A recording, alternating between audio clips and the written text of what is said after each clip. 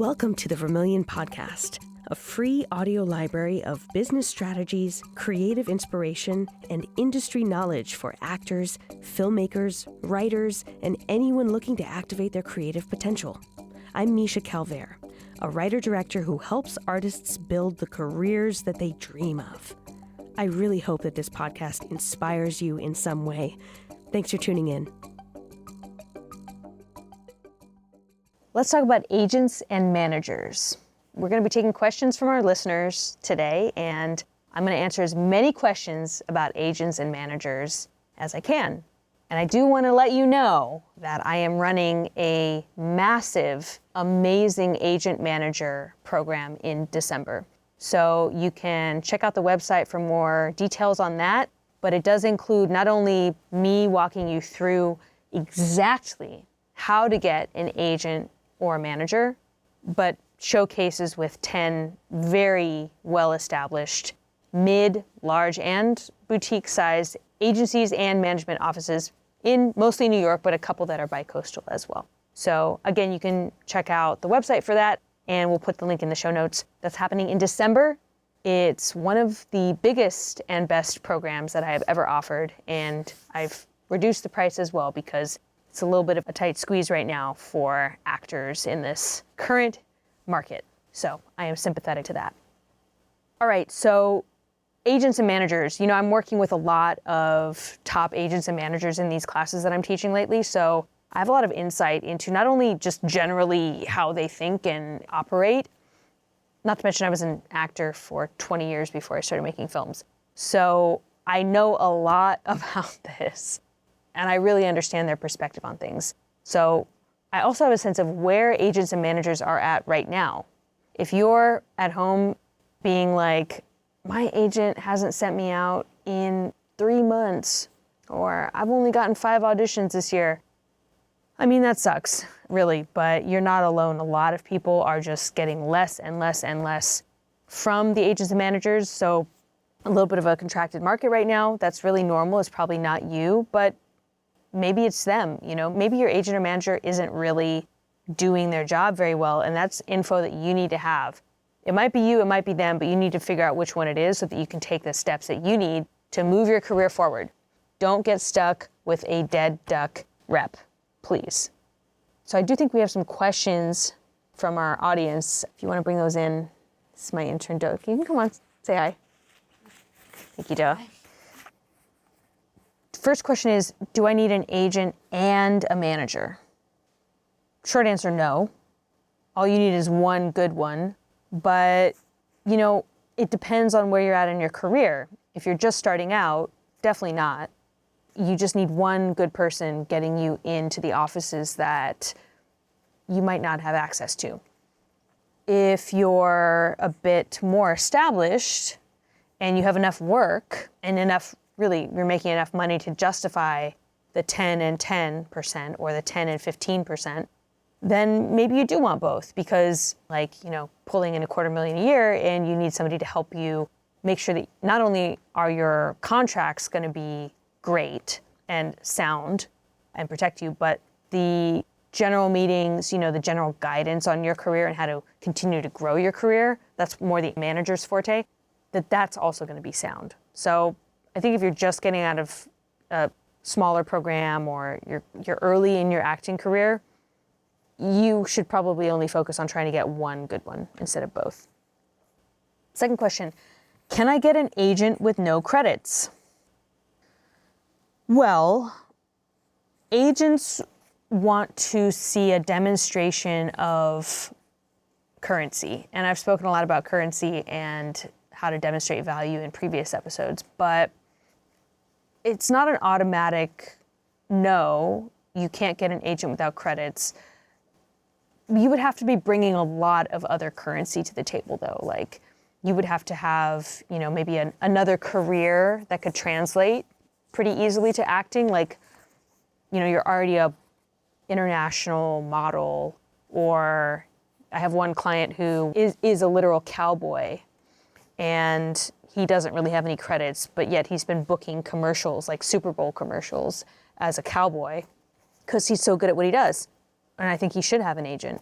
But you kind of want to be already world class in something else, because that's going to get the attention of an agent that will say, oh, I can take that world class achievement and move it over to film, TV, or stage like pretty easily.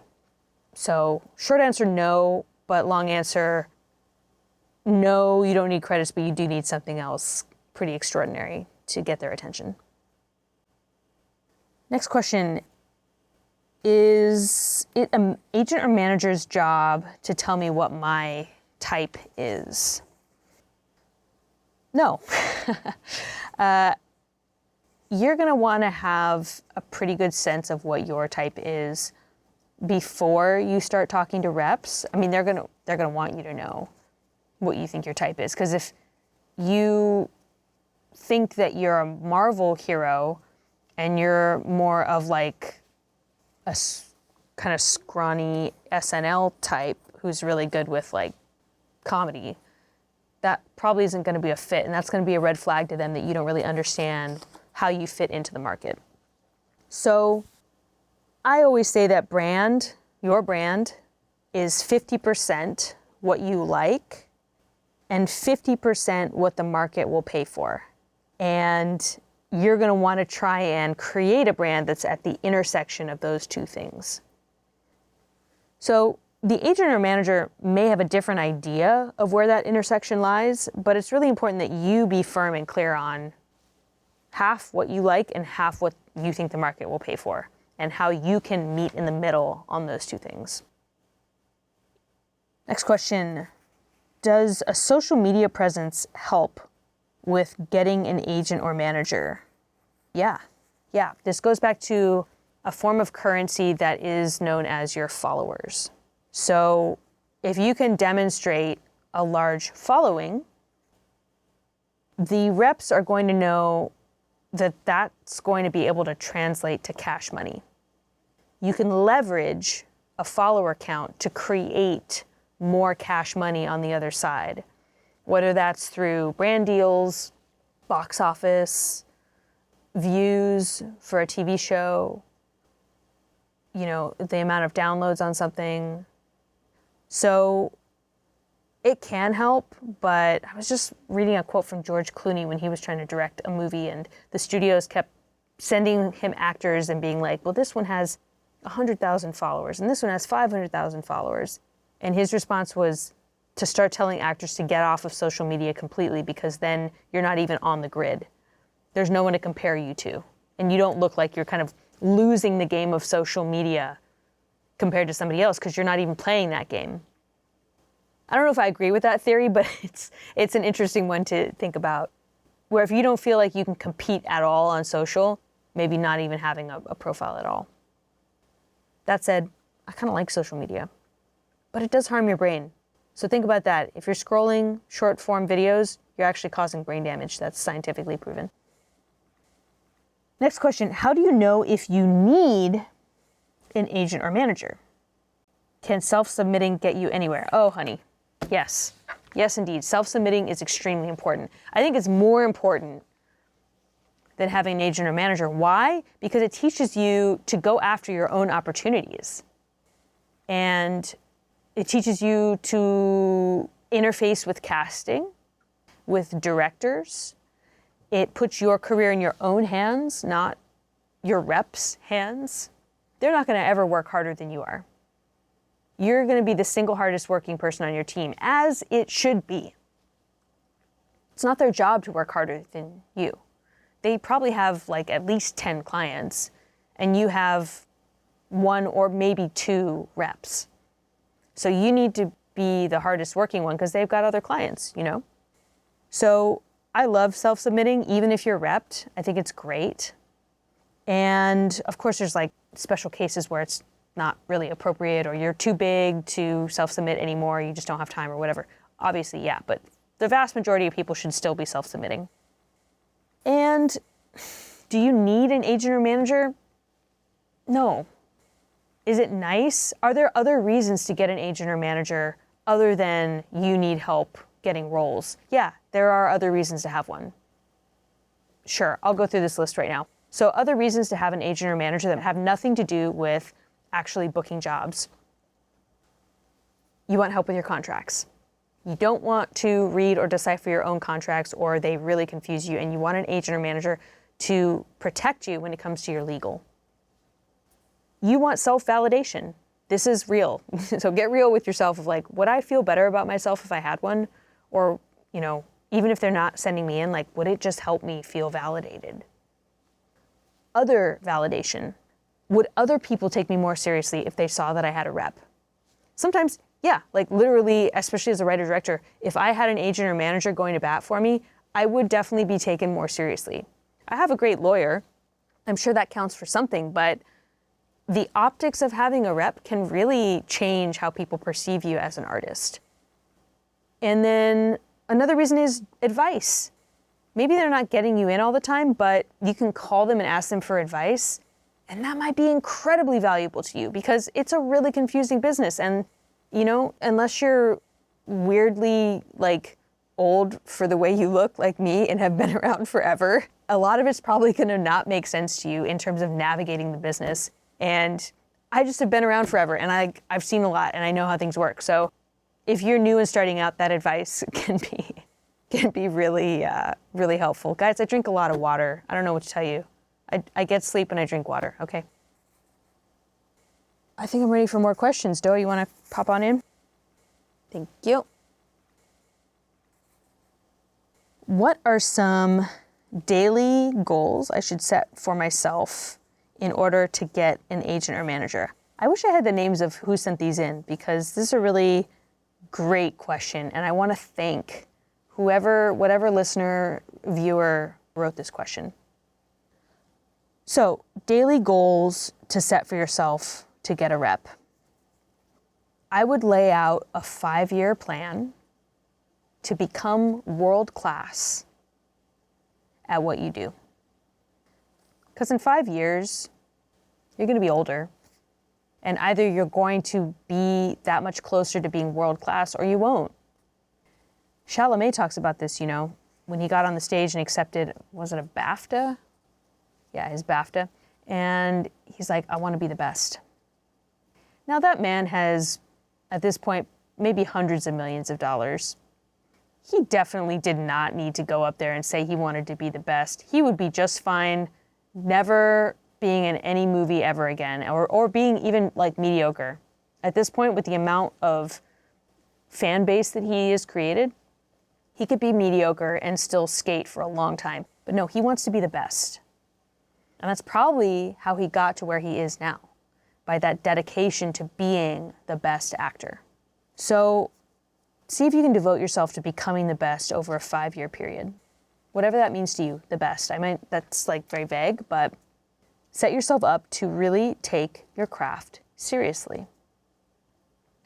And then, simultaneously, you must let people know that you exist. So most agents and managers don't know that you exist. And you can create a campaign of communication with them, so networking with them, so that they grow to learn that you exist. And this is something that I see work time and time again. There's a lot of different ways to create this campaign. I walk you through it step by step in the December program. So I'm not going to go into it here because it's hours worth of curriculum, but a campaign of approaching agents and managers and the specific strategies that you need in order to do it properly and professionally can be extremely effective. But I would say the first step is to get a list of agents and managers that you want to work with. Names, offices, emails. Boom. Next question.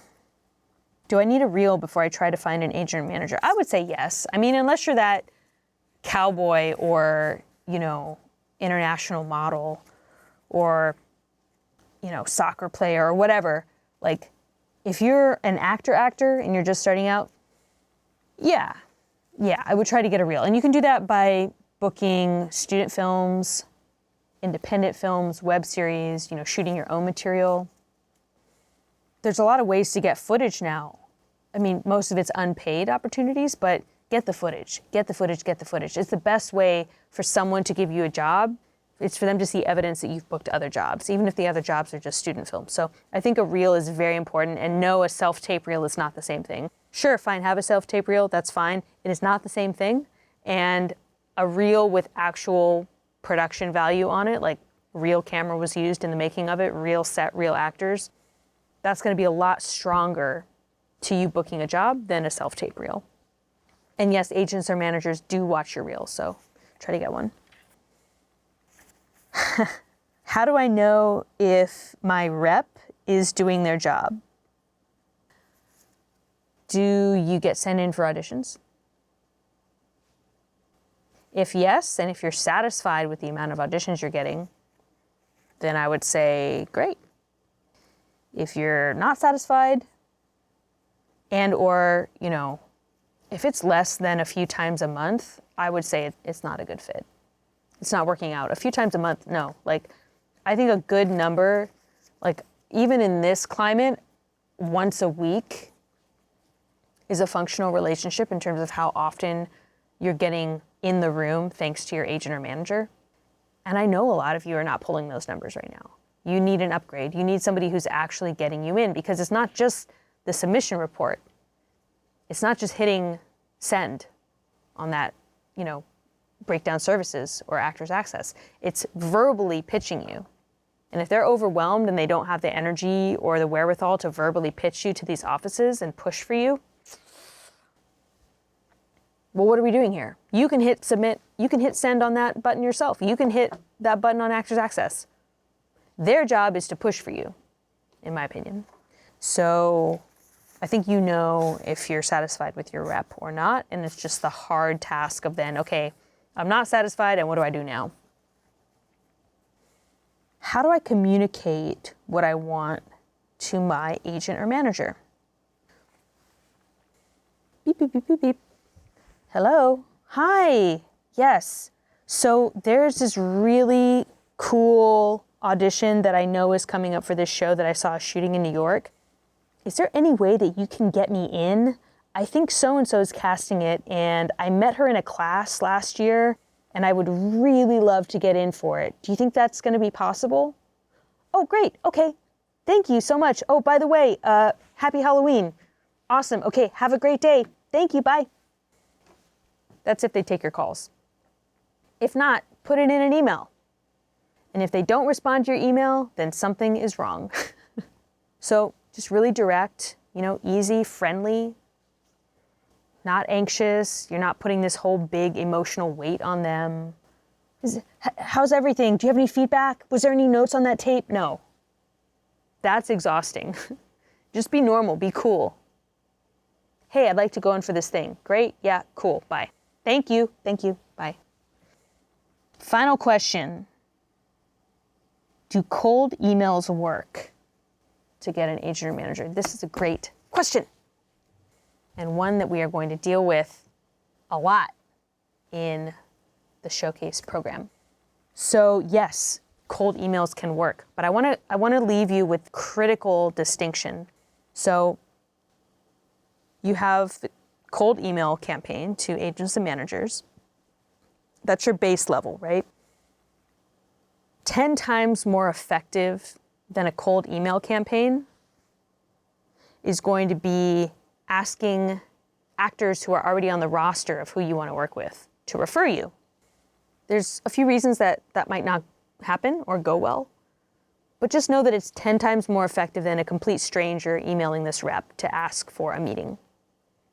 Cold email, 10 times more effective than that is asking an existing client to refer you. 10 times more effective than that is getting a referral from casting director, producer, showrunner. I go into the why in my December program, but that is the hierarchy. So if it's 10 times more effective, just know that this one you might only need to ask 3 people. This one you're gonna have to ask maybe, 10, 12 people. This one you're gonna have to ask like 100. I hope this was helpful. Let me know if you get a rep as a result. And it was really great to chat about this topic. See you next week. The Vermilion Podcast is sponsored by Vermilion, a home for artists. We offer classes, coaching, and community for creatives and innovators in the arts. If you're ready to find your voice and build the life of your dreams, we're here to support you every step of the way. Check out clubvermilion.com and schedule a free call today.